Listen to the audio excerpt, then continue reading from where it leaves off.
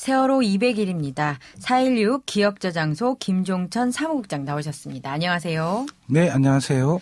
일단 4.16 기억저장소라는 곳이 어떤 역할을 하는 곳인지 모르는 분들을 위해서 설명 좀 부탁드릴 수 있을까요?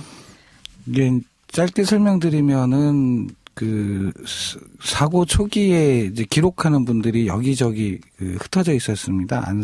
안산에서 시작된 분들이 한 60명 정도가 그 시민기록위원회를 구성했고, 그리고 그 세월호를 기억하는 그 시민 네트워크 그 분들이 또 그쪽에서도 또 축을 이뤄서, 그리고 또 자원봉사단을 구성해서 움직이는 분들이 있었는데요. 그런 분들이 함께 모인 것이 4.16 기억저장소고, 4.16 기억저장소는 그 가족 대책위 조직이기도 합니다. 아, 그렇군요. 기록을 한다, 기억을 저장한다. 굳이 이 아픈 기억을 우리가 함께 유지하고 그다음에 나눌 수 있도록 어떻게 체계화한다. 이런 필요를 어떻게 이해해야 되나요? 뭐 어떤 분들은 빨리 잊자. 그래서 경제도 살려야 되고 뭐 이런 얘기를 하잖아요. 왜 이걸 기록하고 기억해야 되나요? 그 사고 이후 일주일 뒤에 나는 무엇을 할 것이냐, 나는 이 세월호 전국에서 무엇을 할 것이냐. 그래서 이제 제가 하던 일이 영상을 만드는 사람이었는데, 그래서 기록을 해야 되겠다. 근데 그것을 시작하니까 이런저런 분들이 모여서 함께 이제 토론을 하고, 그러면서 이제 시작을 했는데요. 네. 그 슬픔도 깊게 들여다보면, 그걸 외면하지 않게 깊게 들여다보면, 그 슬픔을 그 넘어섰을 때 뭐 기쁨이 찾아오는 거고, 그래서 이제 외면했을 때 그 슬픔은 더욱 더 깊어지고 어두워지는 것 같아요. 그래서 그것을 계속 들여다봤을 때 느끼는 것이, 이 아이들이 던진 우리에게 메시지는 무엇이지? 나에게 던진 의무는 무엇이지? 내가 해야 될 의무. 우리가 잘못 살았기 때문에 아이들이 숨진 거잖아요. 그러니까 우리들이 잘못한 것을 바꿔내야지만 뭐 또 다른 희망 이런 것이 만들어진다라는 뭐 그런 판단에서 많은 분들이 열성적으로 하고 있는 것 같아요. 그렇군요. 얼마나 많은 분들이 여기 참여하고 계세요? 보니까 지금 선생님 같은 경우는 그러니까 안산에 있는 일동에서 오셨잖아요. 안산에서 오신 분도 있고 보니까 안산이 아닌 다른 곳에서 오신 분들도 꽤 되던데요. 그래서 거의 전업적으로 이제 이 일에만 현재 200일 동안 이 일에만 전념한, 자기 일 다 스톱하고 정지시키고 이 일에만 몰두하는 분들이 한 20명, 30명 정도 현재 되는 거고요. 그래서 이제 내년은 어떻게 갈 거냐, 지금 이제 논의 중이고, 이제 거고, 그리고 이제 자원봉사로 참여하는 분들이 이제 그 주변에 이제 한 5, 60명 정도 되는 거죠. 네. 거기서 직접 보잖아요. 아직도 굉장히 힘들어 하시죠? 그 힘듦은 뭐 시간이 갈수록 덜어지는 것이 아니고 지금 더해지는 것 같아요. 더해져요? 네네.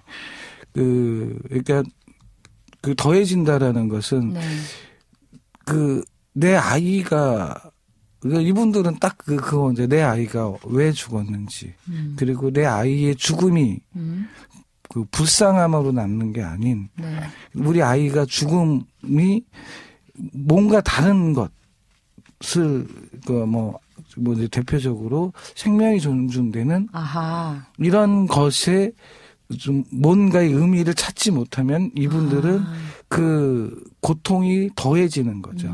아니면 망각한다는 것은 이분들에겐 지옥인 거죠. 그러니까 뭐 저는 개인적으로 뭐 그런 말들을 한 달 전에는 굉장히 많이 하고 다녔는데, 슬픔과 고통은 당신들은 잊어도 된다. 그것은 이들의 몫이다. 당신들은 그렇지만은 이 아이들의 죽음을 어떻게 할 건지 너에게 던지는 질문에 대답을 했으면 좋겠다. 그리고 우리가 우리 사회가 그렇게 성숙했으면 좋겠다. 그래서 진실을 밝혀내고, 그리고 그 진실을 통한 어떠한 좀 더 나은 사회에 너의 역할은 뭐냐.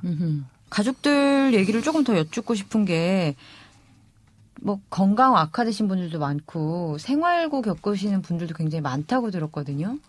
그 건강 악화는 뭐 이번에 그 아버님 돌아가신 거로. 예, 암 걸리셨던. 예. 그러니까 그 전에 그 건강 검진을 받았는데 깨끗하게 나왔거든요. 그 전이라고 한다면 3월쯤에. 사고 전에, 네. 참사 전에. 근데 그 고통이 얼마나 극도로 치닫고 있는지는 뭐 그것이 뭐 여실하게. 네. 그러니까 본인을 위한 밥을 편안하게 차리지 못하잖아요. 당연하죠. 예. 그리고 뭐 밥 먹다가도 갑자기 내가 맛있는 걸 먹으면 뭐 그런 순간적으로 막 복받치고 올라오는 것들. 나 혼자 이렇게 먹어도 되나? 이런 그렇지. 생각을 하시는 건가요?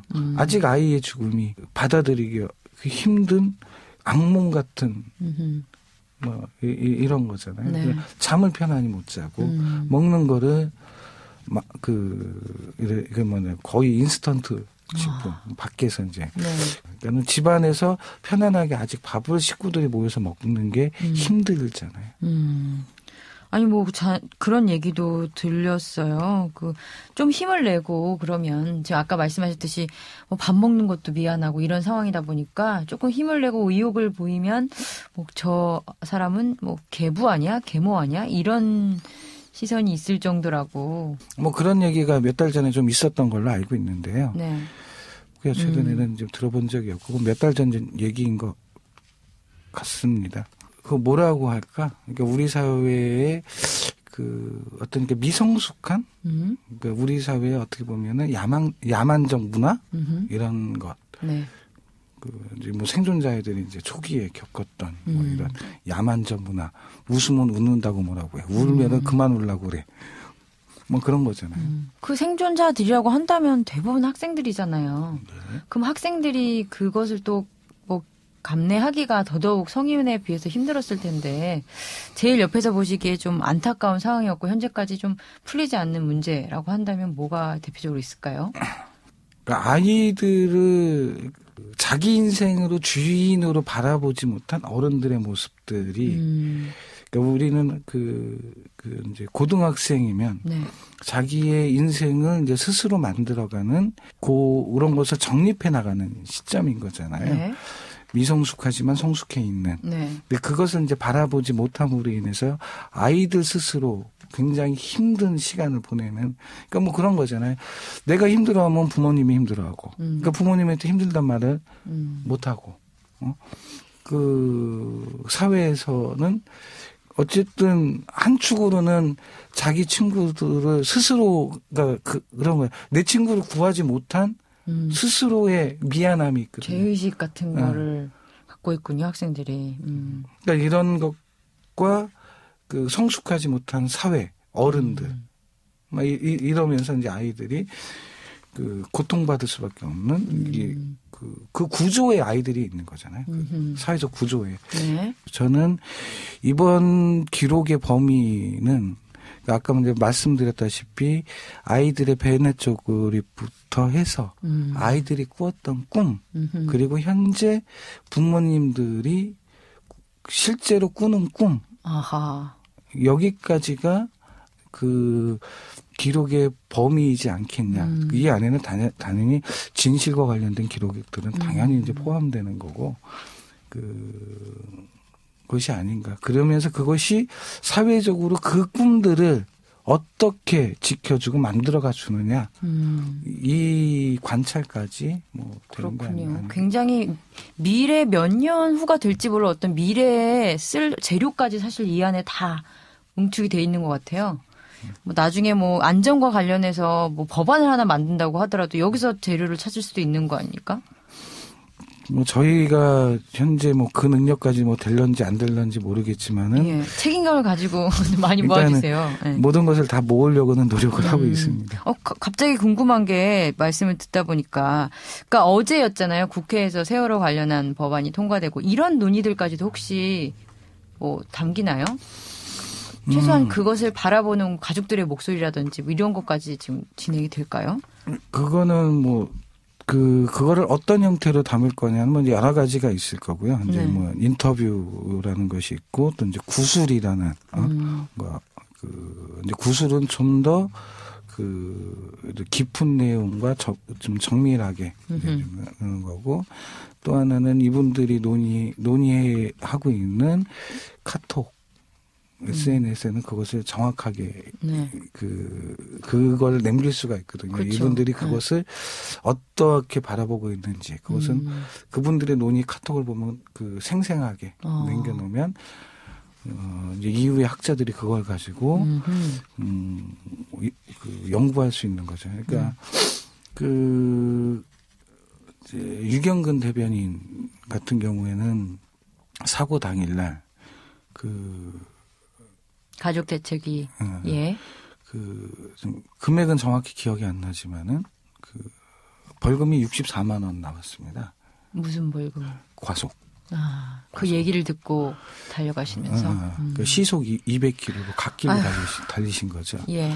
그러한 만약에 그때 그 딱지를 딱 놓고 하면은 그 당시에 부모님 심리 상태를 가장 정확하게 보여줄 수 있는 기록물들이 되는 거잖아요. 그런 것들이. 그리고 그 이후에 유가족 차 타면 되게 불안해요. 왜요? 그러니까 그러한 심리 상태가. 그러니까는 뭐 이렇게 뭔가 막히면 바로 이제 운전에서 그게 그냥 곧바로 드러나는군요. 그 불안하고 답답한 마음 상태가. 그 가족분들 지금 상황이랄까요? 이걸 여쭤본 게 굉장히 죄송하긴 한데 어떨까요? 뭐 가족 뭐 불화라든지 이런 것도 굉장히 많이 생기지 않나요? 그래서 뭐 가족 불화는 저는 들은 바, 제가 가족을 대변하는 사람은 아닌데, 제가 알고 있는 것들은 이분들은 감히 제가 얘기했을 때는 집정민주주의 수준이 대한민국의 최고로 구현하는 분들 아니겠느냐. 그래요? 그러니까 일주일에 2시간씩, 2시간에서 3시간씩 매주 총회를 하고, 그리고 일주일에 임원분들은 최소 일주일에 10시간 회의를 합니다. 그래요? 그러니까는 의견 밀도가 엄청 높겠네요. 그러니까는 이분들이 지금 보면은 굉장히 품격이 그 어떠한 분들보다 저는 품격이 굉장히 높은 품격 있으시다. 그러니까 이분들이 원하는 거는 아이들의 진실이잖아요. 거기에 모든 걸 다 스스로 본능적으로 다 맞춰가는 거예요. 그래요. 그럼 품격이라는 말이 나올 정도라면 굉장히 지금 자제하시고 그 아픔이라든지 고통을 그런 게 옆에서 보이시겠어요. 솔직히 저 멀리서 보는 이런 객관적 입장에서도 얼마나 힘들까, 얼마나 고통스러울까 이런 생각이 드는데 그런 상태에서 품격을 지키고 직접 민주주의를 통해서 진실을 밝히고자 하는 노력을 이어갈 수 있다는 게 얼마나 대단한가 싶거든요. 그러니까 박근혜 대통령님이 이제 엊그저께 국회에 왔을 때 이분들은 얘기하는 거 대통령님 살려주세요. 도와주세요. 이렇게 분노가 높은 분들임에도 불구하고 대통령님에게 공식적으로 전하는 메시지는 품격 철저하게 지키고 난동 안 피우잖아요. 네. 대통령님 살려주세요. 도와주세요잖아요. 그러니까 언어에서부터 행동 이런 것들. 그럼 어때요? 옆에서 봤을 때 그게 어떻게 가능할까 이런 생각이. 그러니까 이분들이 가장 많이 하니까는 죄인이라는 거야, 스스로가 죄인이다. 아이를 지키지 못한 죄인이라는 생각이 많으니까 그 죄를 씻는 행위인 거거든요. 이 진실을 밝히려는 이분들의 행위는 자기가 지은 죄를 씻는 행위예요. 그러면 약간 자기 감정을 그대로 드러내거나 이런 것도 일종의 잘못이라고 생각을 하시겠어요, 현재로서는? 그렇죠. 자기가 품격을 떨어뜨리는 것은 아이를 욕되게 한다는 생각을 가지고 있는. 그래요. 그래서 살려달라고 했는데 눈을 안 마주쳤군요, 박 대통령이. 참. 지금 심리 상태를 보여줄 수 있는 어떤 다른 기록물들, 부모님들의 이런 게 있을지 궁금해요. 왜냐하면 말씀하셨듯이 직접 민주주의 형태로 이루어지고 있고 또 굉장히 품격을 지키고 계시지만 우리가 뭐 익히 알고 예상할 수 있듯이 현재 굉장한 고통 속에 계실 것 같거든요. 이게 어느 정도의 가족을 파괴하고 힘든 수렁으로 몰아가는 상황인지를 어떻게 기록물이 얘기해 줄 수 있을까요? 그러니까 우리가 많이 이제 매스컴에서 보는 또 오열하는 장면 이런 거 말고 조금 더 뭐랄까요? 정수에 가까운 거랄까요? 그런 게 있다면. 뭔가를 막 지금 배우려고 하거든요. 이분들이 또 한편으로. 뭐 이를테면. 이제는 공방이라는 것을 이제 이분들이 스스로 만들었어요. 공방. 공방. 응. 뭐 가구도 만들고 도자기도 만들고. 지금은 이제 리본. 노란 리본. 가방 막 이런 것들에서 그런 것을 만들어서 자기를 도와주는 사람들한테 달아주고 뭐 해주고. 그러니까 이게 그거는 굉장히 정성스럽게 만드는. 근데 저번에는 뭐가 있으니까 야 500명 온대. 우리가 그럼 500명 와 모여가지고 그것을 막 서로 만들고. 그러니까는 이분들이 기록을 하나 생산하는 거잖아요. 그죠. 생산해서 그걸 다른 분들한테 달고 막 이런 것들. 이분들이 뭐를 하지 못했을 때가 가장 불안한 것 같아요. 스스로들 함께 뭔가를 할 수 있다 했을 때 이제 굉장히 그렇군요. 부모님들 경우에는 특히나 고잔동의 경우에는 안산에 있는 학생들 가운데서도 가장 사망자가 많이 발생했던 동인 거죠. 네. 거기 계신 부모님들이나 이렇게 남은 가족들은 뭐 지난 200일 그리고 앞으로 세월에서 활동하고 판단하고 이러는 게 뭐 결국 4.16 그 시기 안에 멈춰 있다. 이렇게 보여지거든요. 어때요? 뭐 그분들은 뭐 4월 16일 이후에 계속 악몽 상태인 거고. 그래서 지금 동네 활동은 사실은 못 하고 있어요. 동네 활동? 동네에서 삶은